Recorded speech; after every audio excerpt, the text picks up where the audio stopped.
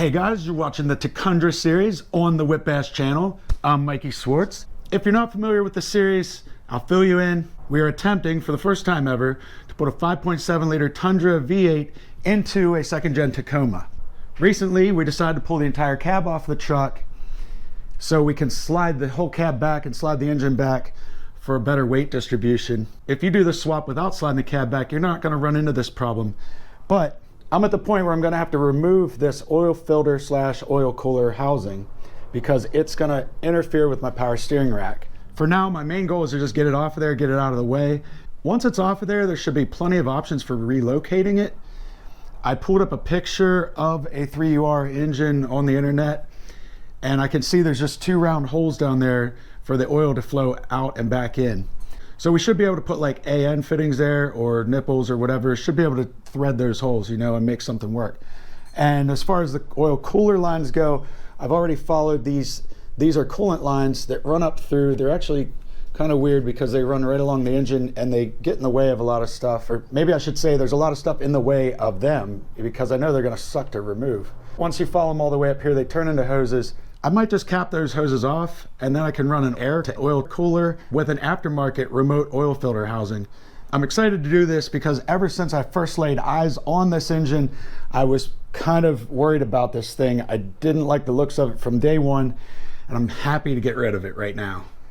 I've been wanting to get rid of this fan also. I'm planning to run electric fans on this thing. I've been kind of putting this off anyway, but at this point I'm just going to go ahead and unbolt this because that is going to be step 1 for getting that thing out of there. Just 4 12mm bolts back here, kind of wedging the pry bar in there between the bolt and the pulley. Motherfuckers are tight though. If you're deleting the fan like I am, you want to just put these nuts back on, but if you can see there's a collar there, what would I call it, like the shaft that sticks out. There's not enough threads there to get the nuts to tighten back up, so you actually have to put a washer or 2 to act as spacers before you put your nuts back on. These nuts. I don't have any washers right now though, so I'm just gonna loosely put these back on. I'll remember to do that later. I've already taken a pretty good look at this, and I know in order to get the bolts out that hold this thing on, we're gonna have to pull these lines off first. There's a few bolts that hold this thing on. To get to this top one, we gotta move these lines. They bolt on right here, and there's one back here that's hidden by the AC compressor. Although I can see in here to it, I don't know if we can get in there to it without pulling the AC compressor. I would say we're probably supposed to pull the AC compressor, but I'm gonna see if I can get it out far enough to pull them off without doing that. Hopefully it'll work because I don't want to have to take that off there. Oh, ho, ho. Whew, man, I can't even get in there. Try the open end. Yeah, right. Oh, did it break loose? Yes, it broke loose. Oh, and it feels like if I could get my fingers in there, I could turn it. Might have to call Cameron in on this one. Oh, man, I could almost. Oh, okay, all right. Got some better lighting so you can see that bolt that I'm getting out right here. Okay. And it's pretty loose. I think I'm gonna be able to get it. Just can't quite get my finger on it. All right, I'm dead serious. Gonna reach in there with a screwdriver. Or 2. Oh, look at that.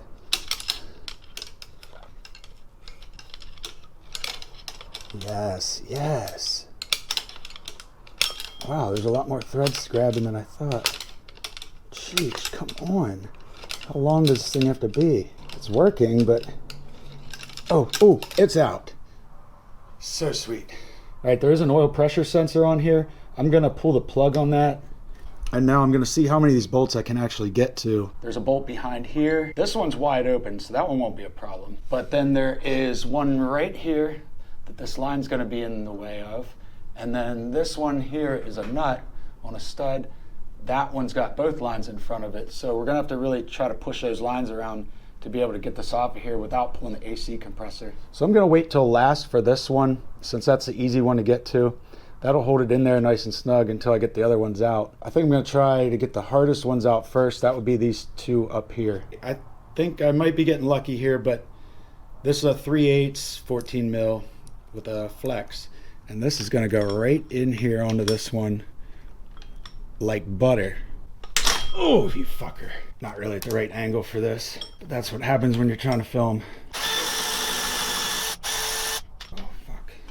Gotta get a magnet for that one. Okay, next one I want to get to is hiding right here between these lines. I'm gonna try to not mess these up. You know what? This is not gonna work on there because this one's a stud. Yeah, look at that. Ooh. Success.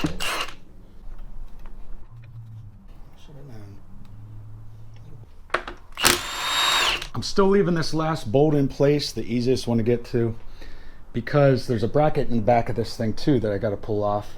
If this thing wasn't sitting down inside the chassis already, it'd be a lot easier to get to, but I can still get a socket on it. It's right here behind the coolant inlet. It's a weird looking nut. All right, the other side of this bracket is back in there a little ways, right under the compressor. Another one of them goofy nuts. And if you're wondering, that's what that bracket looks like. Okay guys, I just stuck a little heat shield in here that I just ripped off the truck in past episode. That's just gonna catch the oil and run it down here outside of the frame, just in case. I don't know how much is really gonna come out of it. I gotta assume some will. No oil. Hopefully we can slide this past. Yep. Now let's see what the back of this looks like. I've been wondering, and it is just 2 round ports, which is awesome. That means that we could thread these to take like a pipe thread. Then we could screw on attachments to these, and we could do the same down here and just run this wherever we want it to. And if you wanted to keep the coolant lines, you could easily change them as well, or bolt them back on. You could take off right here from them, but I want to get rid of them completely. I just think it's going to be better without them. I'm planning to use AN fittings and steel braided hoses for this, and then an aftermarket oil filter housing and some kind of air cooler. That way I don't have to run these lines again. So I'm gonna block these off and probably just pick something on Summit. I got on there and look, there's tons of options for these oil filter housings. And then of course for the oil cooler, you can pick that up anywhere. Just a transmission oil cooler should work. I wanna make sure you guys are ordering the right part. If you're doing this yourself, you wanna look up a remote oil filter mount. I just punched it in on Google Shopping here so you can see this is a good example right here of one. You do not want an adapter. If you see remote filter adapters like this, don't get that. That is not what you want. You want something like this. Here's a Summit Racing brand one. No affiliation with me, by the way, but this is something that would work just fine. And I like this one. It's billet. It's got an inlet on either side. You plug the side you're not using, then it has an outlet. You got a mounting tab right here so you can bolt it down wherever you want it. If you'd rather have something a little more name brand, there's an Earl's Performance one here. Different design, you got 3 mounting holes and just 1 inlet and outlet on the top side of this. And then of course your filter would screw on underneath here. I really thought it was gonna be a lot harder to pull this off because I really was thinking this was gonna have to go. But since I got it off, I didn't really damage anything either. I know I bent these pretty far over, but they were pretty pliable. And I feel confident that I could bend them back if I had to, if I was going to put them back on. So I think if anyone's watching this video because you want to see if you could do this on your own, I think you could do it without pulling the AC. As long as you can get into it in your Tundra chassis. That's something I can't really testify to, but hopefully you got more room in there than I have in here. This is great news for the Tacundra series because now we can slide this engine back as far as possible and there's nothing in the way now. I'm kind of planning on putting the oil filter housing now up where the battery goes because that battery is going to move to the back of the truck. And like I said, keep in mind, if you're planning to put this engine in your Tacoma but not slide the cab back like I did, then I don't think you'd have to pull this off of here. You could get away with leaving it as long as you have a good skid plate there. If you don't, then you're looking for trouble. Either way, I think it's a good mod. It's going to free up a lot of space here by the engine, and it's just going to make everything a little easier for us. So now I'm going to pull the lines out. And I think the first thing we have to do though is get this belt out of the way.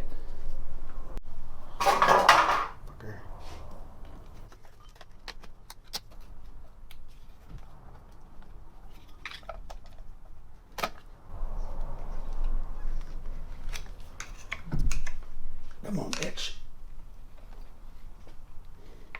Oh, look. One more bolt I missed. Now it's gonna come off. Okay, get this ugly thing out of the way. I just grabbed some fittings. This is a 3/8 pipe thread fitting. And if I stick it on there, it seems as though it'll thread, it almost wants to just thread in. This hole's just a little oversized though. I thought I was just gonna tap this anyway to 3/8 pipe, but the problem is this hole's only so deep. I could start cutting threads here, but I'm only gonna have about 1/4 inch until I bottom out in there. So that is not gonna work. And if I upsize this to take 1/2 inch pipe thread, it's gonna open it all the way up to where this O-ring was. And that's just too wide. It's just gonna take off too much material. There's not gonna be enough left to tap. What I'm gonna do is take the piece I took off and actually cut it up. I'm gonna cut it right across here, and then I'm gonna cut this out here.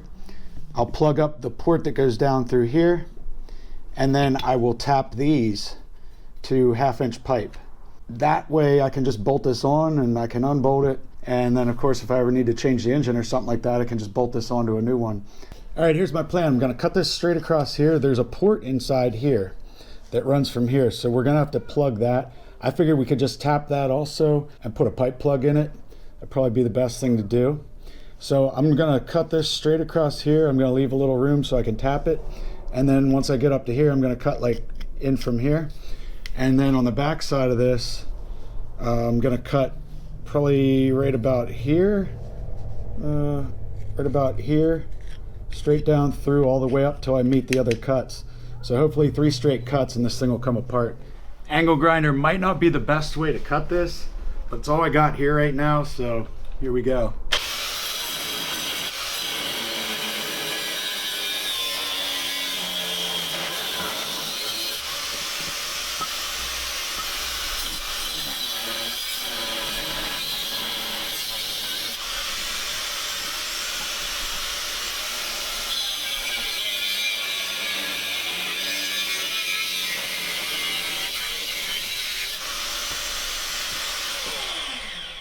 That actually wasn't so bad.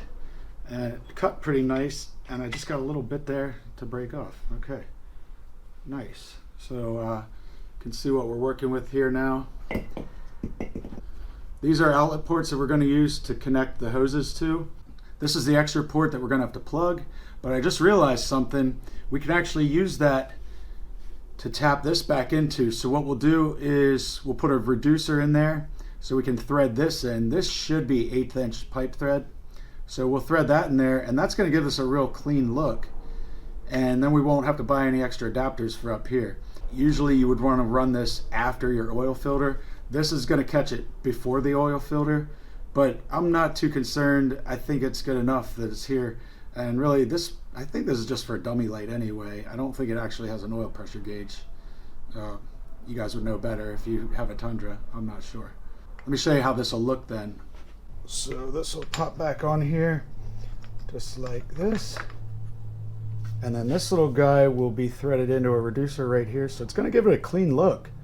And we'll just have to extend this wire a little bit. No big deal. So during this portion of the episode, you're probably gonna be thinking to yourself, holy shit, this guy doesn't have a drill press.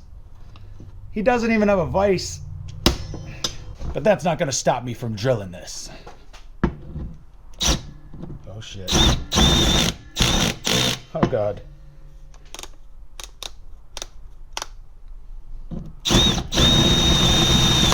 Oh Jesus. Maybe higher speed.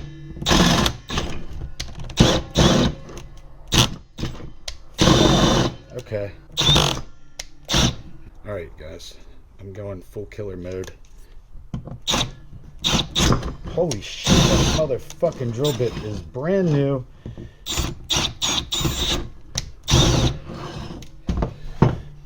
Fuck. Never mind, I'm gonna have to borrow a drill press or maybe just go buy one. Fucking shit.